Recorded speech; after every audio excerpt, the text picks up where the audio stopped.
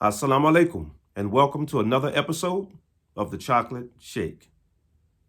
Inshallah, today I'd like to deal with the issue of why are there so many people coming to the religion of Al-Islam.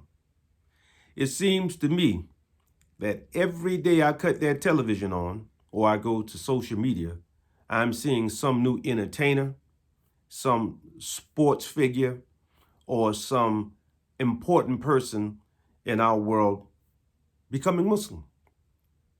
And the question is, why all of a sudden is this happening? Now, there were periods where this happened before. You know, things ebb and flow, and conversions to different religions aren't any different. Of course, in the 1930s, we had people converting to Islam that were people who are considered, I guess, entertainers, again in the 40s, in the 50s, in the 60s, of course. We know with the coming of the Nation of Islam and the Honorable Elijah Muhammad in that movement, we saw people like Cassius Clay, make a declaration that he's now Muslim, becoming Muhammad Ali. And you can go on and on. This has been happening with jazz musicians and other personalities throughout Western history. But now, why all of a sudden are we seeing these droves of people coming to Islam? And I'm talking about not just the popular faces, but those who are in the masses. I have 4 points I'd like to talk about today to kind of explain it, at least in the mind of this dear brother. Number one, the first reason why people are coming to the religion of Islam is because of what's going on right now in Palestine. And I say Palestine because Israel is a country that was forced on Palestinian peoples. The land is Palestine. And these Israeli people, the people who call themselves Israelis, they are interlopers. These are people who are coming from Europe. These are European peoples.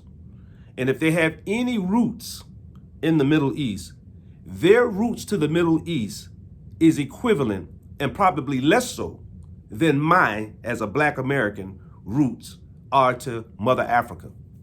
And the same way that I can make a claim that I'm from African and therefore African, or at least a member of the African diaspora, that's the only claim that a European Jew could make to Palestine.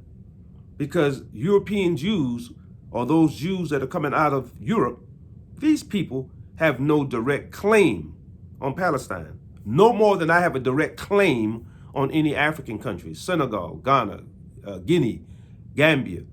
I can't make a claim on those countries and say that's where I'm from, and then amass thousands of people or hundreds of thousands of people, maybe millions of people, and then go to Senegal, Gambia, Ghana, or Guinea and just take it over and say, well, we're going to come here and establish whatever laws we want to establish.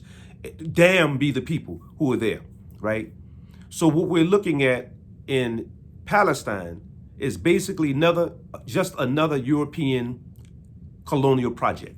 And we have to be serious about this and just say what it is, and not be afraid that you're going to be called anti-Semitic or anti-this or anti-that, because it's not even about that. Unless you're saying that you're anti-hate, unless you're saying you're anti-colonial, unless you're saying you're anti-robbery and theft, because that's exactly what these Israeli people are doing, who are coming from Europe and coming into these people's land, the Palestinians' land, and basically taking their lands and doing whatever they want to do. And now the quiet parts, the parts that you're supposed to be hushed about, are starting to come out in the media. Now, Israeli generals and even common citizens, they're just coming out now and saying, we want the land, we're going to take it. We're going to do what we need to take it. The same way that Europeans went all over the planet and they took people's lands. Robbery, theft, stealing, murder, and doing whatever it is they wanted to do to get whatever it is they wanted to get. Exploitation, colonization, call it whatever you want to call it. Another human being coming to another man's land, stepping into another man's house and declaring himself the leader of the house, and suppressing, dominating, and oppressing the people who really own the house. That's all this is. Don't make it any deeper than that. When I listen to people in the news, and I listen to the journalists, and I listen to people who are calling themselves Zionists, or they may even, call themselves Jews. And I'm not saying that they're not. If they are Jews, they're terrible Jews. These people who are doing this to the Palestinians. If you say that you're a Jew and you're part of that settler colonial project, then you are a bad Jew. You're a horrible Jew, right? In my opinion, you're horrible to do with the Palestinians what you're doing, right? And then when the Palestinian mounts a fight to say, I'm going to fight you back, the world says, well, they don't have a right to fight back. Like, whose rules are these?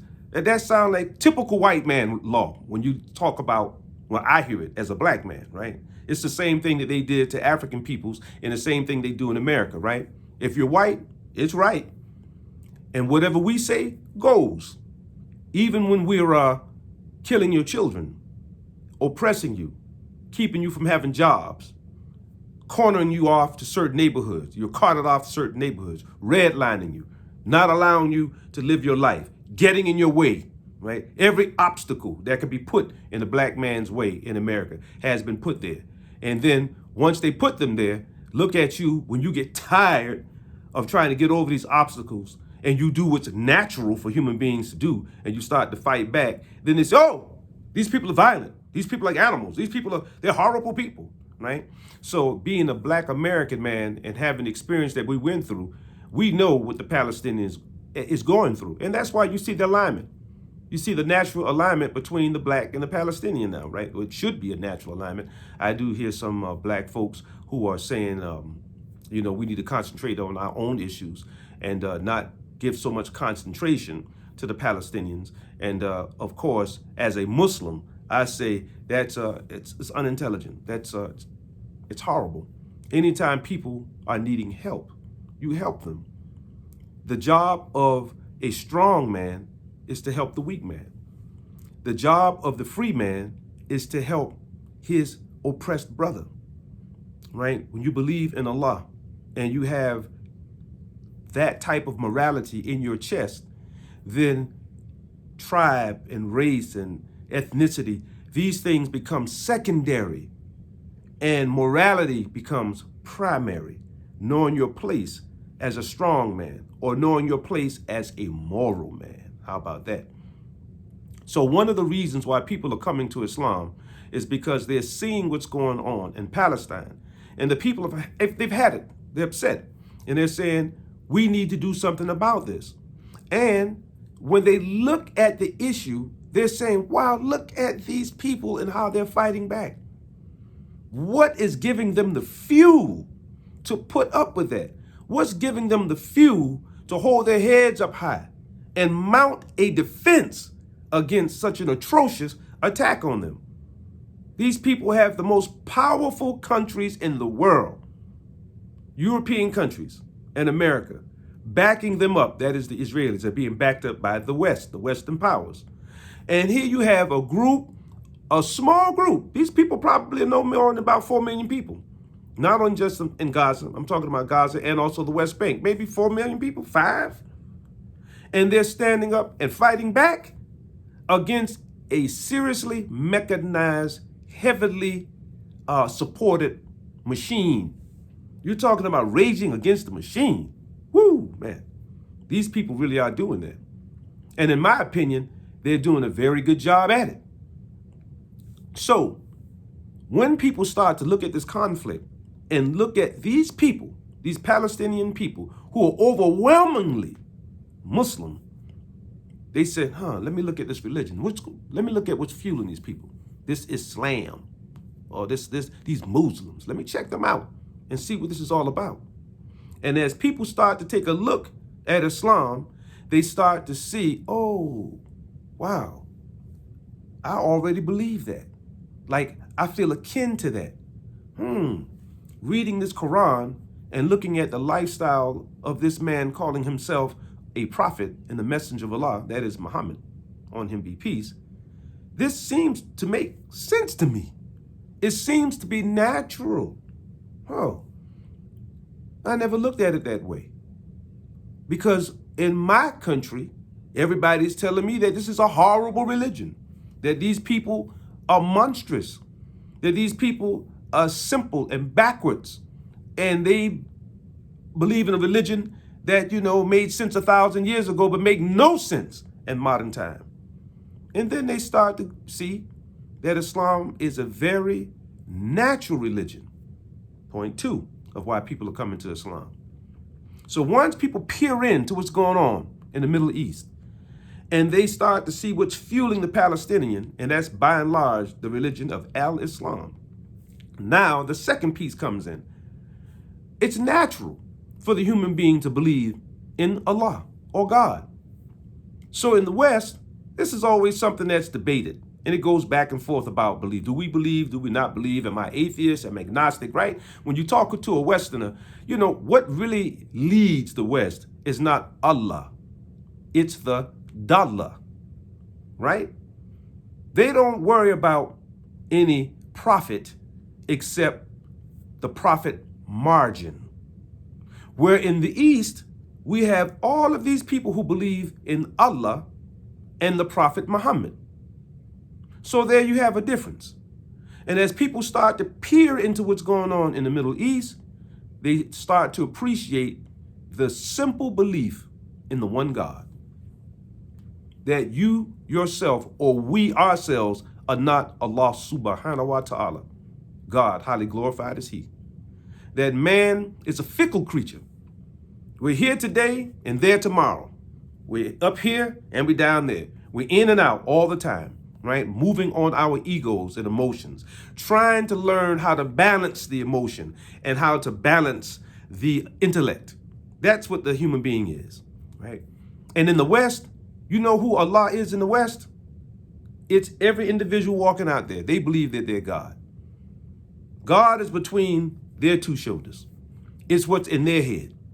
And they come up to whatever conclusion they want to come up to based off of whatever they basing it off of. Maybe partially logic, partially emotion, but they come to these conclusions that at the end of the day, we say as Muslims, oh, you're your own ilah. You're your own God. Yeah, when you're talking to me, you're not talking to me about the real God, Allah. You're saying that you're God, that whatever you think, whatever you feel is the reality. I think this way, so I project that to the world.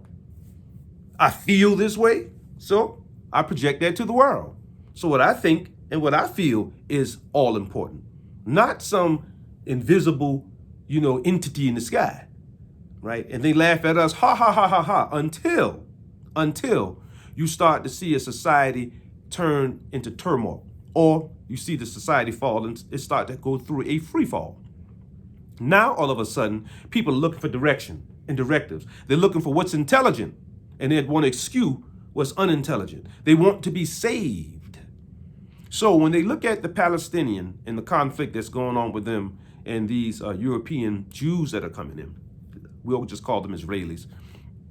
These Israelis, right, the Zionists, they see a people who believe in Allah, following the directives of Allah best they can, not saying that the Palestinians are any perfect angelic people, all right? So we're going to be mature enough to, pass through that now. We're going to skew that. We're not going to act like we're idiots, all right? We're going to act like we're smart, intelligent people. So we're not saying that the Palestinian people are angelic people who are doing everything right. We're saying that they're regular human beings who believe in Allah subhanahu wa ta'ala. They're following the directives of Prophet Muhammad to the best of their ability in a bad, very bad situation. And they're standing up, keeping their heads up high, and they're surviving it. Okay? So that's laudable. We give them an applause. That's what we're saying. And when the Westerner looks at that, because of the weakness from their own countries, because of the lies, because of the materialism, because of the sicknesses. Point 3. This is another reason why people are coming to Islam. People in the West, they are looking for something. Christianity has failed them. It has outright failed them. There's something else that needs to be added to modern Christianity. We Muslims, we know what that is. We know it is the law. To follow the law. Where our Christian brothers and sisters now have all but eschewed the law. They believe basically in the Pauline doctrine that's given to them in the Bible. If you want to believe that, fine. But that falls short because Paul, he left the law. Whereas James, the brother of Jesus, and other disciples, Barnabas, etc., they held to the laws of Moses along with the spirituality that came with our prophet Jesus, on him be peace. And they had a balanced religion. Modern Christianity is unbalanced. It tilts toward spirituality and it leaves off the law. So now all a Christian has to do when they do anything wrong, when they sin or they go out into the world and create mistakes, is all they have to do is call on Jesus, on him be peace, and allow for some type of spiritual transformation. And they believe that through the spiritual transformation, things will be righted. But we know as Muslims that that's only half the solution. You also have to have laws, rules, and regulations on people's lives so that they know what to do every day. They can march through their lives every day with stated rules and regulations and directives. That's the other reason why Islam is attractive right now. So many people are coming to it, because Islam makes it simple for you to live your life daily as a human being. So you have the spirituality of the human being along with the law that human beings need to be rightly guided. And all of that is seated, it's the bedrock of La ilaha illallah. There is only one real God. And the individual gods of self and the false gods that people have created out here as human beings, all of those are taking us off the path, right? Those are the false gods. There's only one real God. And this real God has given his directives, his rules, his regulations, his spirituality, his philosophies. Everything is coming through human beings that he's chose as a prophet. So you have to find your prophet. You have to find your man that's telling you that he is that person who's revealed to by God. And of course, we Muslims believe that's Prophet Muhammad, on him be peace. And because the Prophet Muhammad is so recorded, there's no person in history that has more recordings about their lives from the time they were born to the time they died than our Holy Prophet Muhammad, on him be peace. The only person that comes close is Napoleon Bonaparte, believe it or not. Napoleon Bonaparte comes over Jesus the Christ, even in the Western world. And that's a fact. You can check it out for yourselves. So we have more information that was written down by the disciples and the followers of Prophet Muhammad through the ages than any other human being on the planet. So it's easy to look at Prophet Muhammad's life and be convinced that this man was a real prophet. He was a real man of God. He had no ulterior motives except to give the revelation that came to him and spread it to the people so that the people will be saved, that the people will have that beautiful way of life that Allah tells us in the Quran that's possible when we follow the directives of God. And number 4, the sickness in the culture, the Western culture, makes us yearn. It makes us yearn for a philosophy that's healing. And Islam has the intelligence, it has the competence, it has that soothing balm, that medicine. It has all of the ingredients that the sick Western mind needs right now to soothe us, right? To make us feel whole and human. Islam not only has belief in God and its directives, it also has a system on how we should marry, how you should bathe, how you should dress. Look at the way the Western man dresses, and his woman. The most despicable thing that I see every day is how women dress in this society. It's so upsetting. It's so despicable. And what hurts more for a man who truly loves women and wants them protected, I want to see women raised up high in the society. What's even more hurting is when you see women themselves have fallen for it hook, line, and sinker. Who dresses the average woman in the Western world? Do they have their own women who say, this is how we should dress? This is a beautiful way that we should dress. This actually comes from the mind and the heart and the soul of a woman. The people who dress women in the Western society are men. All of the fashion designers that are top tier fashion designers, they have men dressing their women. And a lot of those men are gay men. They're not even heterosexual men who could look at the opposite sex and say, this is what we like.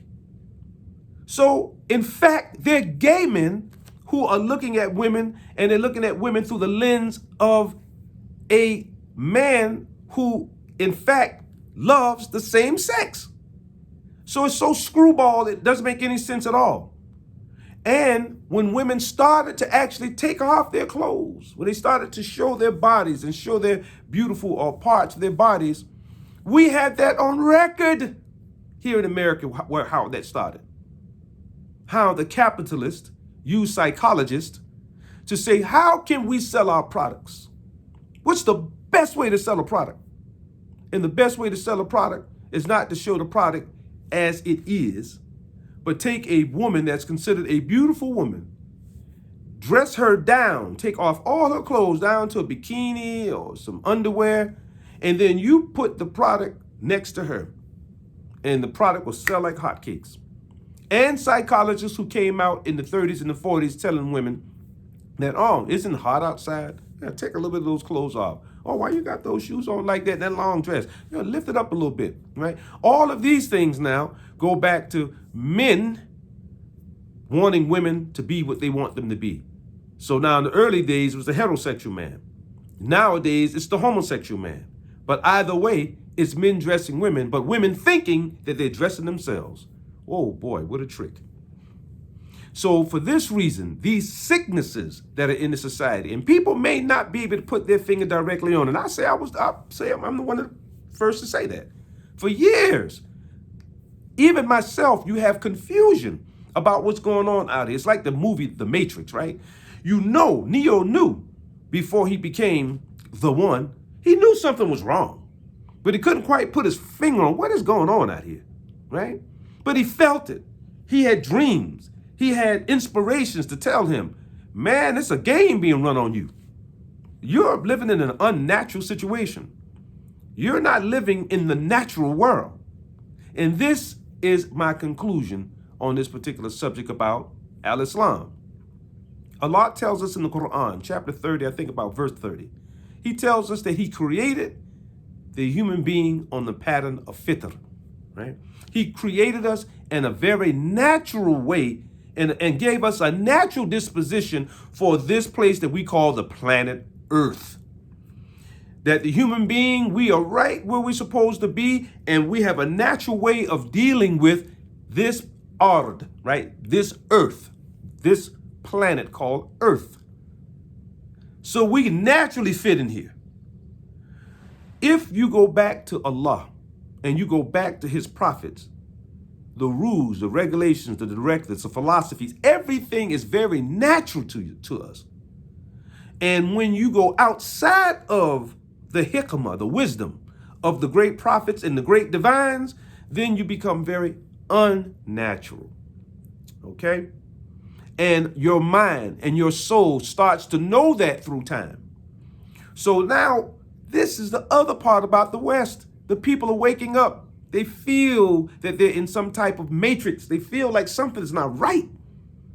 And when they look at people from the East, they look at the Muslims, or they go back and they start to study the other philosophies, right, from the other ways of life. Islam pops out. Boop! Out of all of these religions, Islam pops right out as probably the most natural feeling religion. And this is where we are. So now the people are waking up and they're coming back to what they feel is natural. That's why I myself, at a very early age, converted to Islam. So brothers and sisters, I'm moving at about 25 minutes now. I believe I made my point. Those are the 4 reasons I believe that you're seeing folks come to the religion of Islam. Inshallah, We'll continue discussion and others like it on this channel. If you like this particular episode, press the like button for me. And if you have not already, please subscribe to my channel. I hope you appreciated this little message, and inshallah, I'll see you soon. We love you. Y'all take care. Peace.